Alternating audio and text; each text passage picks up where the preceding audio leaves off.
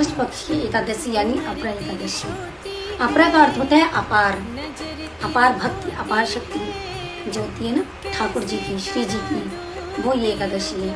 इस एकादशी में भक्तों एक कहानी है जो कि हमें लाल जी के पास, श्री जी के पास जरूर सुनानी चाहिए और हमें स्वयं भी सुननी चाहिए और दूसरों को भी सुनानी चाहिए। ऐसा इसमें क्या है, तो ये कहते हैं कि एक बार की बात है, महिध्वज नाम के एक धर्मात्मा थे, बहुत ही ज़्यादा दान पुण्य करते थे।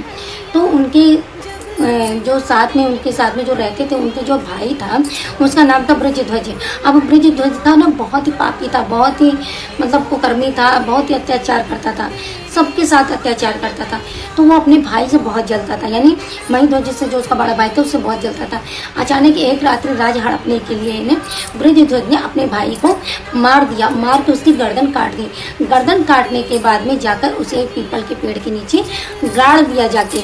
जब पीपल के पेड़ के नीचे गाड़ दिया जाके, क्योंकि उसकी तो अकाल मृत्यु हो गई, तो वो प्रेत योनि में चले गए। अब जब प्रेत योनि में चले गए तो वहाँ से जो भी जैसे गुजरता था तो वो उसको परेशान करते थे। देखिए आपने जो पहले किया वो आपको नहीं याद होगा, प्रेत योनि में आपका आ गया ना, तो इसीलिए जिसके साथ जैसे हुआ कि जब वो प्रेत योनि में चले गए, गाँव वाले परेशान हो गए, तो पास के जाके ऋषि मुनि से कहा। तो वो ऋषि मुनि जो थे वो धौम्य ऋषि थे, तो धौम्य ऋषि के पास जाकर कहने लगे कि हे ऋषि जी, यहाँ पर एक जो पीपल का पेड़ है, तो मैं महाराष्ट्र से गुजरता हूँ, तो वो पीपल का पेड़ में ये प्रेत रहता है, तो वो सबको बहुत परेशान करता है।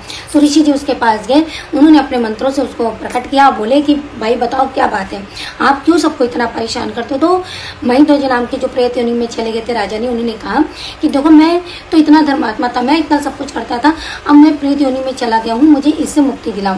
तब जो धौम्य ऋषि थे उन्होंने उस दिन पड़ी एकादशी, जिसे अपरा एकादशी के नाम से जानते हैं, तो उन्होंने इसका व्रत रखा और उससे भी कहा प्रेत योनि से कि तुम इसका व्रत रखो, तुम कुछ भी अन्न जल मत ग्रहण करना, ठाकुर जी श्री जी के कृपा होगी तो तुम अपना फिर मनुष्य रूप में आ जाओगे, मनुष्य योनि में आ जाओगे।